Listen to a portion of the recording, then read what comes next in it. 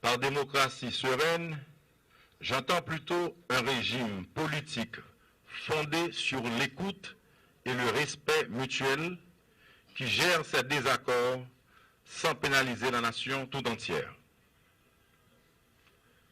La démocratie ne saurait faire la guerre à la démocratie. D'autres fronts nous appellent urgemment, plus grands, plus nobles, plus utiles à la société. C'est cette quête d'une Haïti meilleure pour ses enfants qui doit aujourd'hui nous souder. Honorables parlementaires, chef de l'État, je dois assumer la bonne marche de l'ensemble des trois pouvoirs et je ne saurais prendre parti pour un pouvoir contre un autre. Ma présence ici, au-delà d'une obligation constitutionnelle, veut dire aujourd'hui l'importance que j'attache au travail parlementaire. C'est vous qui construisez les références de l'état de droit en votant, jour après jour, le cadre légal dans lequel la nation doit évoluer. Votre travail est immense et mérite le respect. L'État, tel que je le conçois, doit être au service du citoyen.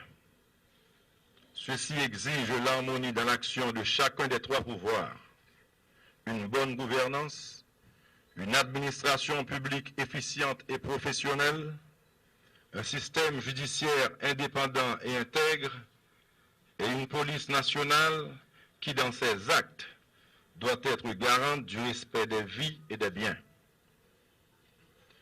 Cet état de droit, je le veux offert à tous, sans exclusion et sans exclusive, garantie des libertés individuelles et des droits de la propriété. L'année écoulée, nous avons chacun de notre côté fait de notre mieux pour faire progresser Haïti. Cette année, pour faire émerger Haïti, nous ne pourrons le faire qu'ensemble. Je me réjouis en particulier de voir que le Premier ministre que j'ai désigné et que vous avez agréé s'attelle avec son gouvernement à mettre en place les grandes lignes de l'action pour laquelle j'ai été massivement mandaté. Il vous en a tantôt présenté les points d'orgue.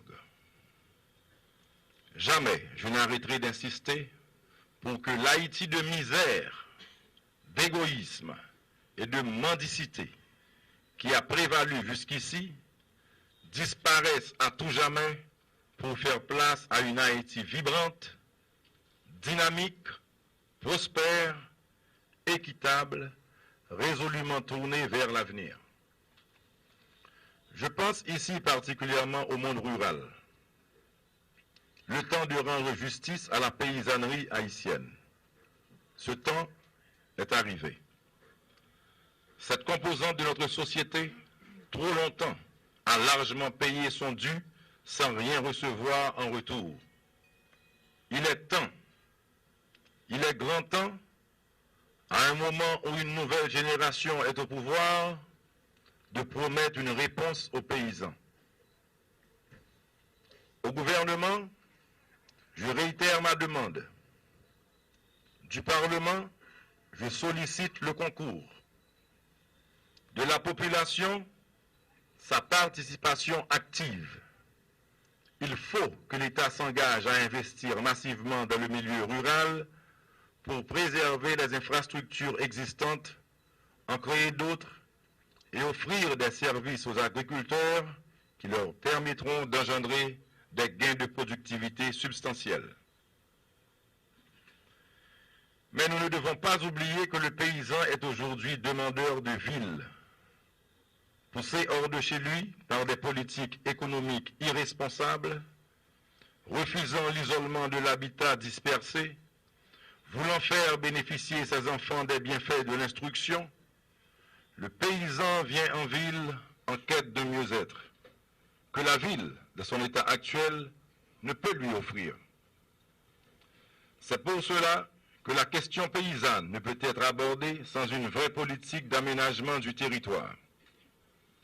Aménager le territoire, c'est s'assurer que l'on a mis les bonnes infrastructures aux bons endroits, que l'on a pris en compte les besoins des populations pour dimensionner et assurer les services de base.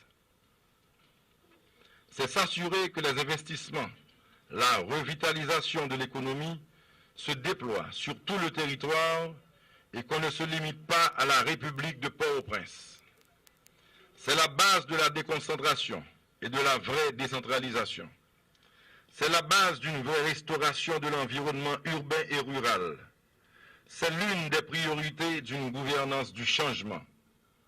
L'aménagement du territoire, c'est s'assurer d'une harmonie entre la population, le territoire et les investissements pour créer un cadre de vie décent et ouvrir des perspectives économiques au plus profond, du pays jusqu'ici en dehors. Au chapitre des forces de défense, je saisis l'occasion de projeter ma vision qui reste celle de la mise sur pied d'une nouvelle force de défense de notre territoire. Ce faisant, l'État retrouvera sa souveraineté et préparera au fur et à mesure la relève de la MINUSTAH. Cette force de défense reprendra le contrôle du territoire et de ses frontières, prêtera main forte à la police en cas de nécessité. Elle interviendra aussi en cas de catastrophe naturelle et remplira ainsi sa mission constitutionnelle. 2012 également devrait être, selon mes vues, l'année de la dynamisation de l'économie.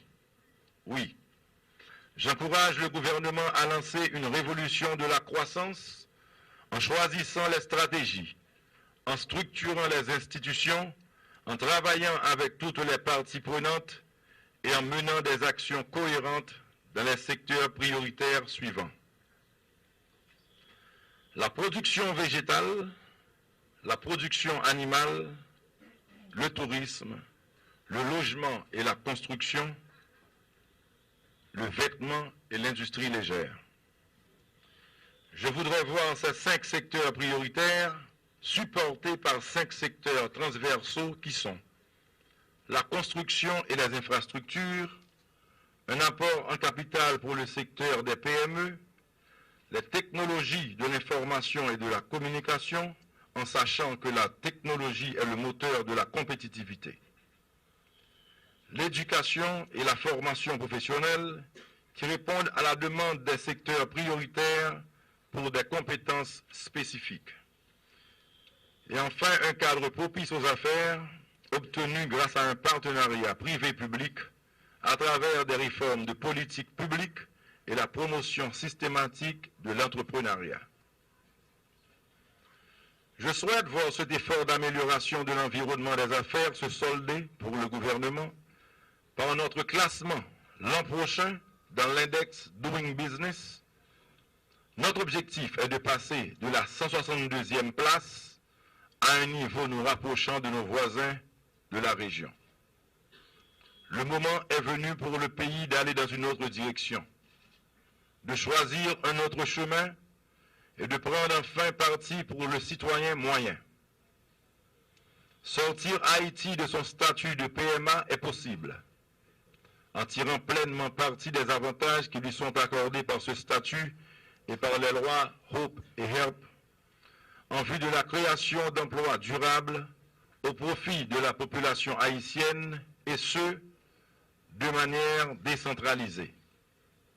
J'insiste, il nous faudra plus encore que l'an passé attirer des investissements directs étrangers, arriver progressivement à une hausse des salaires des employés et à une croissance de l'offre d'emploi, améliorer la balance commerciale du pays par une augmentation substantielle des exportations. L'une des dimensions les plus importantes de la mondialisation pour les petites économies est la réponse que constitue l'intégration régionale. Le contexte régional abonde en opportunités. Notre diplomatie, intelligente et active, a déjà su les saisir. Quand je me réfère à la région, je veux mettre en perspective ses principales dimensions. D'abord, notre voisine immédiate, la République dominicaine, avec laquelle nous partageons l'île. Les grands dossiers de la migration et des relations commerciales devront être traités de façon dynamique dans le cadre de la commission mixte bilatérale. Notre approche est de regarder la totalité de la relation, commerce, investissement, migration, sécurité, etc. et trouver ensemble les arrangements gagnant-gagnant. La région, c'est également la CARICOM, dont nous sommes membres actifs depuis une dizaine d'années. Nous devrons explorer plus en profondeur avec eux et avec la République dominicaine le potentiel qu'offre l'accord de partenariat économique CARIFORUM Union européenne. L'année 2011 nous a aussi montré l'importance vitale pour nous des relations avec l'Amérique latine et la Caraïbe.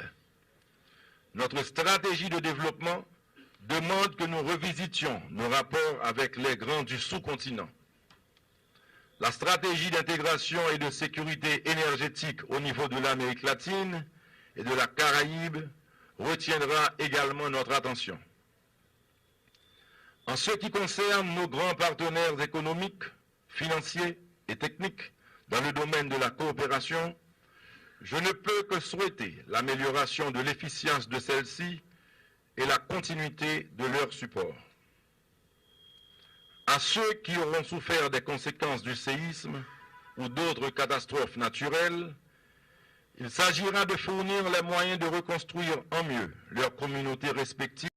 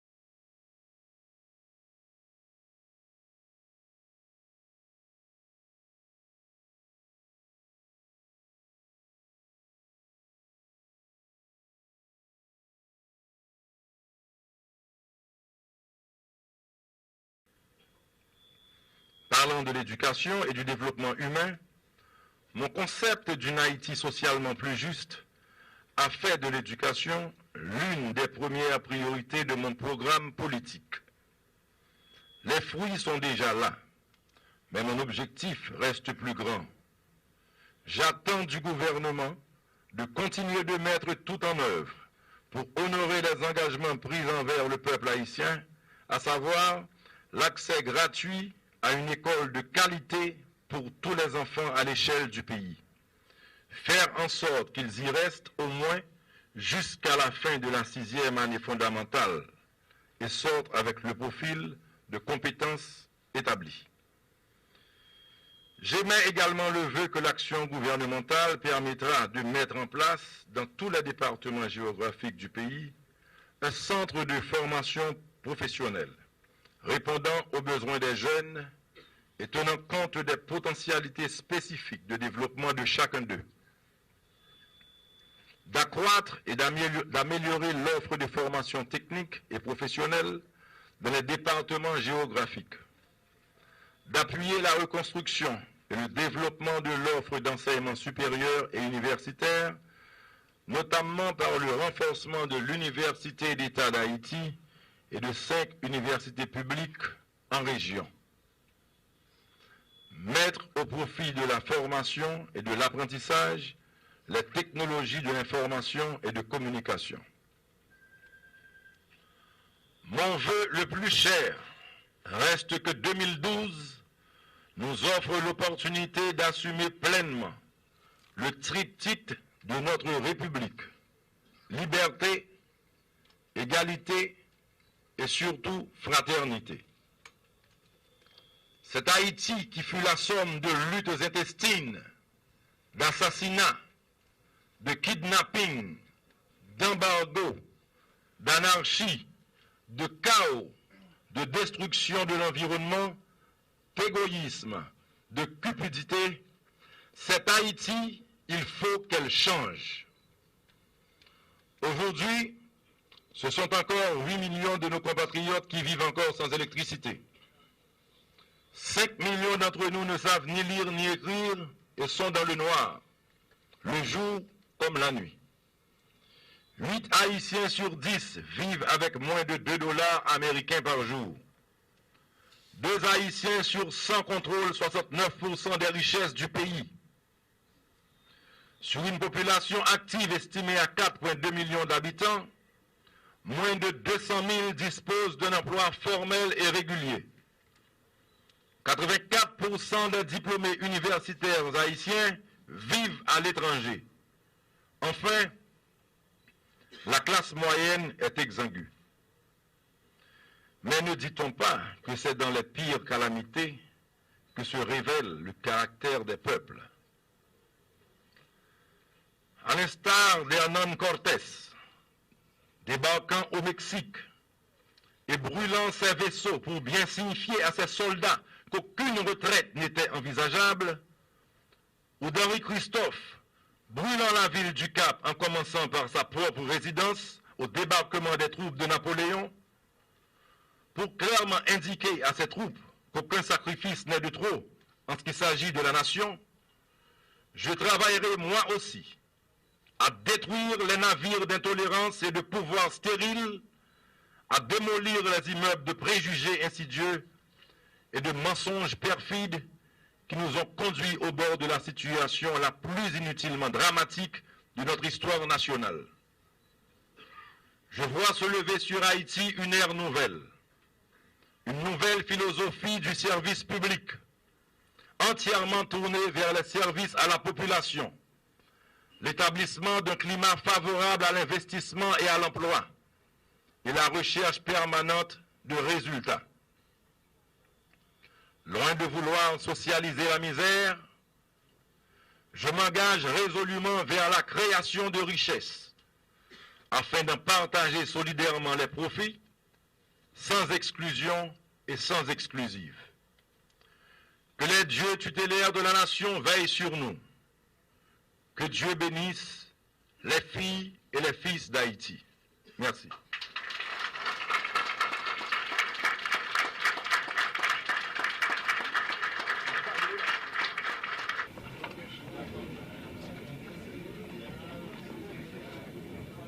Plus rien n'est à l'ordre du jour et en fonction des pouvoirs qui me sont conférés, je déclare lever la séance en Assemblée nationale.